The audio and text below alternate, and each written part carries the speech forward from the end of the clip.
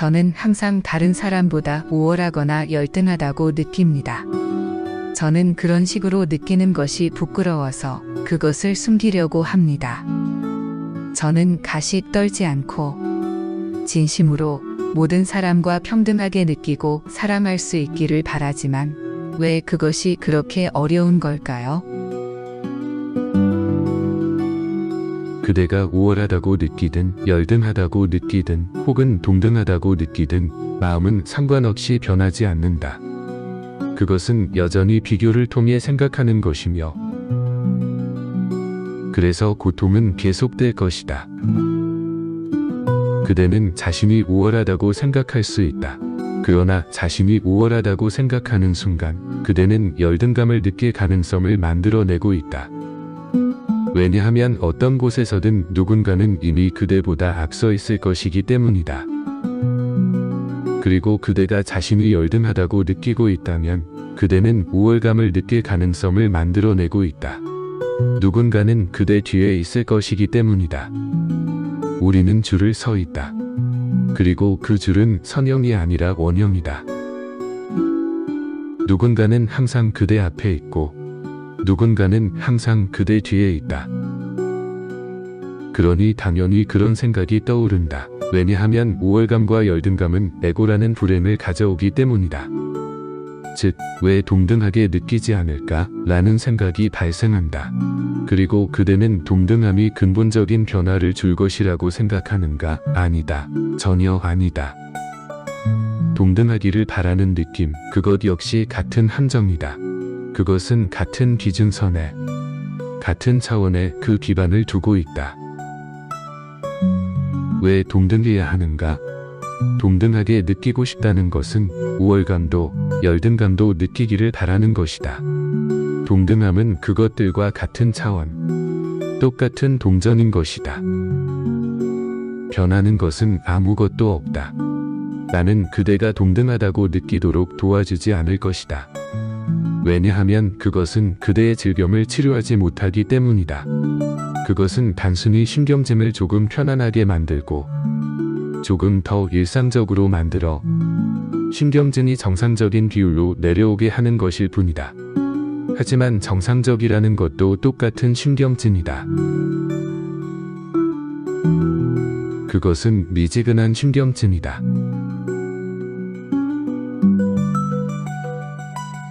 내가 보고 싶은 것은, 내가 그대에게서 보고 싶은 것은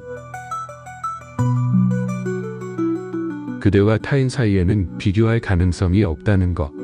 그대가 그것을 느끼는 것이다. 각 개인성은 아주 독특하다. 나는 그대만 독특하다고 말하는 것이 아니다. 나를 오해하지 말라. 나의 말은 각 개인이 독특하다는 것이다. 비교 불가능하다. 우리가 비교할 수 있을 때는 두 존재가 독특하지 않아 서로 비슷할 경우이다. 하지만 우리는 서로 비슷하지 않다.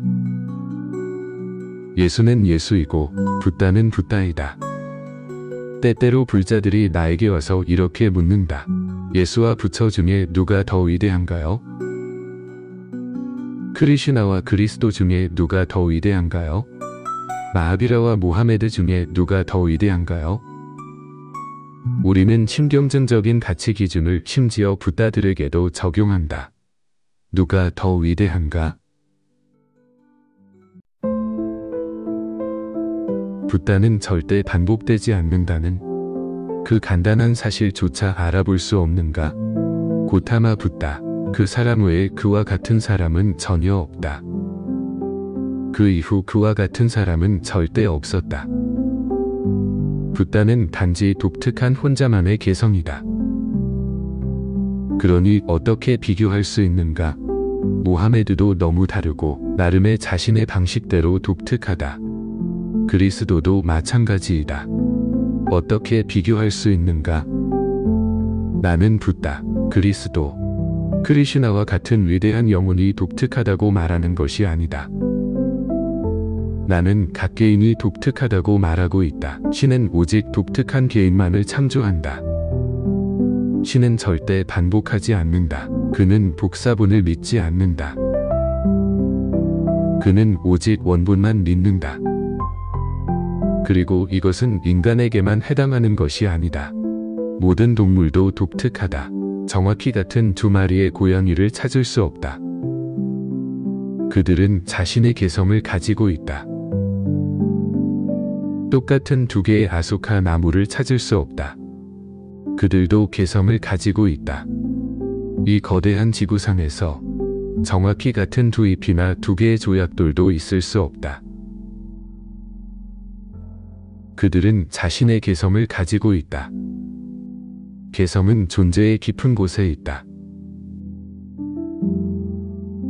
개성이 바로 신의 진정한 서명이다.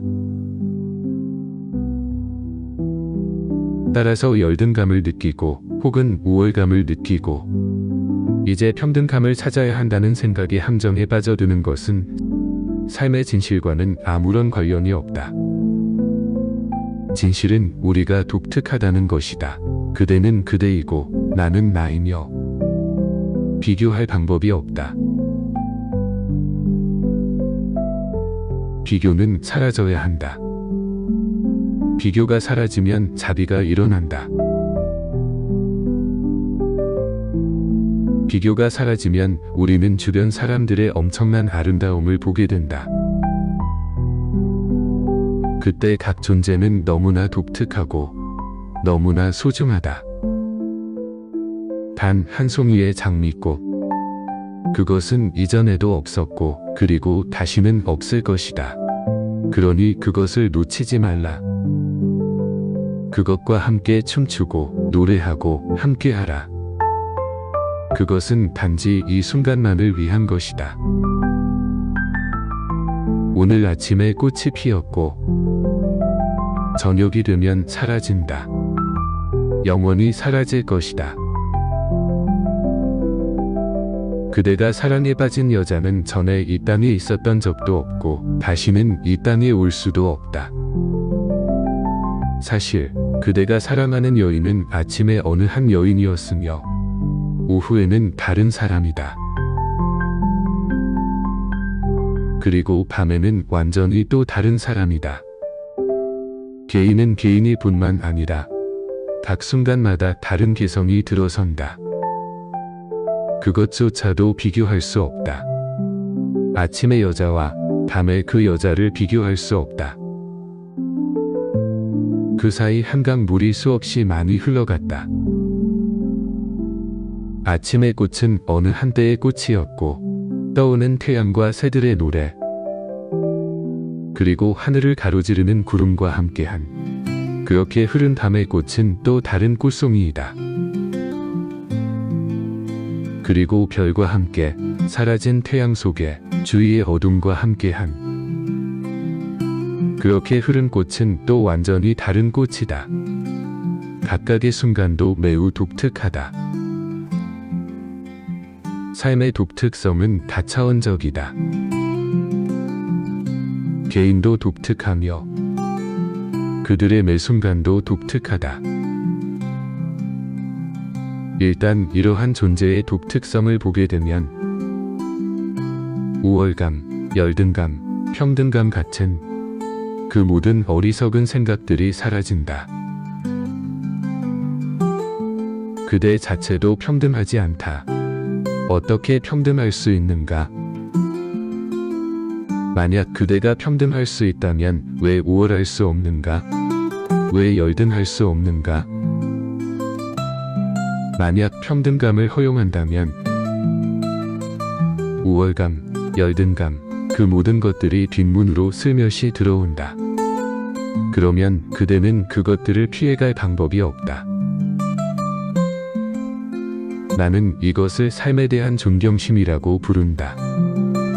삶에 대한 존경심이 이러한 어리석은 생각들을 모두 떨치도록 도와준다. 우월감, 열등감, 평등감 등등 이러한 생각이 필요한 것은 바로 에고 때문이다. 이것들은 모두 에고가 필요로 하는 지지대이다. 이것들 없이는 에고는 존재할 수 없다. 지지대를 빼앗으면 에고는 땅바닥에 쓰러져 사라진다.